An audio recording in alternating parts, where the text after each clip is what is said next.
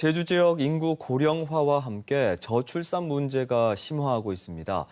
주변에서 아기 울음소리가 듣기 힘들다, 이런 말까지 나오고 있는데요. 인구 소멸, 지역 소멸 위기감도 커지면서 사회적 대응도 시급해진 상황입니다. 오늘 대담 시간에는 제주 지역 저출산 문제를 짚어볼까 하는데요. 제주 여성가족연구원의 손태주 연구위원과 함께 이와 관련해서 이야기 나눠볼까 합니다. 안녕하십니까? 네. 지난해 제주 지역 합계 출산율이 0.95명으로 처음으로 1명 아래로 떨어졌다라는 통계가 있고 또 올 상반기에는 제주 지역 출생아 수가 처음으로 2,000명 아래로 떨어졌다라는 통계도 있더라고요. 네. 제주 지역의 저출산 문제 어느 정도 상황이라고 보십니까? 합계 출산율이 1.3명 아래인 초저출산 수준인데요. 제주 지역 합계 출산율은 전국 평균보다는 높은 편입니다. 하지만 2018년부터 초저출산 진입한 이후에 지속적으로 감소하고 있고요. 지난해 0.95명으로 1명 이하를 기록한 거죠. 그러니까 제주 지역 출산율이 계속 낮아지면서 출생아 수가 이제 사망자 수보다 적어서 인구 자연 감소로 이루어지는 이른바 인구 데드크로스도 시작이 됐다라고 하더라고요. 네, 맞습니다. 지난해에 시작되었는데요. 전국 평균보다는 1년 늦게 시작한 겁니다. 그럼에도 불구하고 인구 자연 감소가 현실화되었다는 것이고 저출생 극복을 위한 사회 전반적인 노력이 매우 시급하다는 것을 나타내는 결과입니다. 그러니까 제주 지역의 출생 그러니까 자연 증가라고 봐야 되겠죠? 네네. 이 출생 자체가 이제 많이 이제 낮아진 거죠? 그렇죠. 그래서 만약에 출생아 수를 보면서 자연 증가를 본다 그러면 지난해가 이제 2021년인데 제주 지역 출생 자연 증가는 마이너스 500명입니다. 그래서 전년 대비 466명 감소된 첫 시기라고 할 수 있습니다. 그럼 여러 가지 예측 모델이 있을 걸로 알고 있는데 위원님께서는 그럼 어떻게 생각하세요? 앞으로의 제주 지역의 인구 전망. 이러한 추세로 가면 출생아는 꾸준히 감소할 것이고 반면에 이제 고령화는 가속화될 수 있다는 것이 예상되는 거죠. 통계청에서 지난 5월 26일 날 시도별 장래 인구 추계 시도편을 발표했는데요. 네. 생산 연령 인구인 15세에서 64세를 내부 연령대별로 2020년과 2050년의 인구 감소폭 비율을 보면 15세에서 24세는 3.5%포인트 감소하는 걸로 나타났고 네. 50세에서 64세는 1.3%포인트 감소 비율보다 더 감소폭이 크게 전망이 되는 겁니다. 고령화 추세가 예측되는 거죠. 또 하나의 통계를 보면 전체 인구를 연령 순서로 나타날 때 한가운데 있게 되는 사람의 연령이 중위연령이라고 합니다. 그 중위연령을 봤을 때 2020년이 43세인데 네. 2050년은 56.9세거든요. 더 높습니다. 네. 네. 그래서 향후 30년간 제주 지역의 중위연령이 13.9세 높아진다는 거는 고령화가 예측된다는 거죠. 결국에는 고령화로 접어들 것이다라는 네. 말씀이시고 그럼 이렇게 제주 지역 출산율이 낮아지는 이유 어디에 있다고 보세요? 어느 하나만을 꼭 짚어서 이게 이유입니다라고 얘기하기는 어려울 것 같습니다. 개인의 삶의 질에 영향을 미치는 사회 경제적인 부분, 문화적인 요인들이 복합적으로 작용되고 있다고 볼 수 있겠죠. 네. 예를 든다면 이런 것일 겁니다. 불안정한 고용, 낮은 임금 수준 등의 소득 불안 속에서 구조적 불평등과 청년의 불안은 혼인 시기 지연으로 나타날 수 있게 되는 것이고 결혼을 하더라도 출산을 연기하거나 포기하게 된다는 거죠.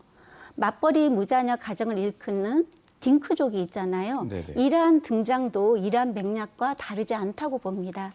또한 오랜 사회에서 경직된 가족 규범이 여전합니다.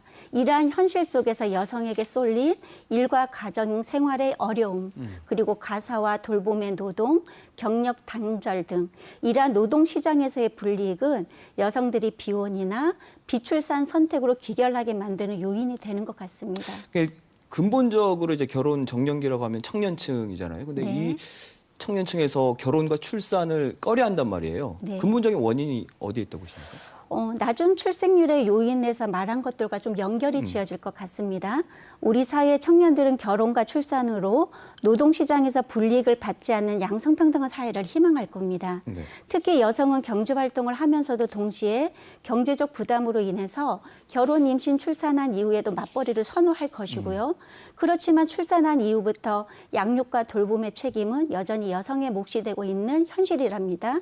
그래서 일가정 양립이나 맞벌이 양립의 어려운 현실은 남녀 모두 결혼과 출산을 기피하게 되는 것이고 제주 지역은 맞벌이 가구 비율이 전국에서 가장 높습니다. 그런데 경력 단절의 사유가 육아가 가장 높다는 점은 굉장히 주목할 지점이라고 보여집니다. 이렇게 저출산으로 해서 인구 감소가 본격화되면 어떤 사회적 문제가 발생할까요? 도시가 우선은 활력을 잃겠죠. 그리고 생산 연령 인구가 감소하다 보니까 경제 성장이 저하될 것입니다. 그리고 출생아 감소로 인해서 인프라가 남아돌기 때문에 과잉 형상이 나타날 것이고요. 인구 구조에 따라서 지역 간 격차가 일어나겠죠. 어느 지역은 인구 소멸 위기를 맞게 될 것이고 과잉 지역은 교통 혼잡이나 환경 오염 등으로 인해서 집적의 불경제의 효과가 나타날 수 있을 겁니다. 근데 현실은 이런데 현재 시행 중인 저출산 고령사회 기본법, 이건 저출산 문제를 극복하기에는 한계가 있을 것이다라고 지적을 하고 있더라고요. 네네. 어떻게 보세요? 네, 맞죠. 아이를 낳고 자라서 클 때까지 전반적인 어떤 제도적인 부분이나 문화적인 환경을 이렇게 만들어가는 거는 돈으로 이렇게 살 수는 없다고 보여집니다. 네. 예산 투자 대비 효과는 분명하게 필요하겠지만 단순하게 해결하기는 어렵다는 거죠. 그래서 2005년도에 저출산 고령사회 기본법이 시행하고 그에 따라서 국가적 의제로 설정한 후에 세 차례의 기본계획이 시행됐습니다. 분명하게 정책 효과도 있었지만 개선점도 필요한 것이죠. 그래서 결국에 저출생 문제는 개인이 사회 적응 과정에서 선택한 결과이고 사회 변화의 산물이라고 할 수 있습니다. 이런 변화에 맞춰서 정부에서도 제4차 기본계획이 2021년부터 2025년까지 시행되고 있는데요.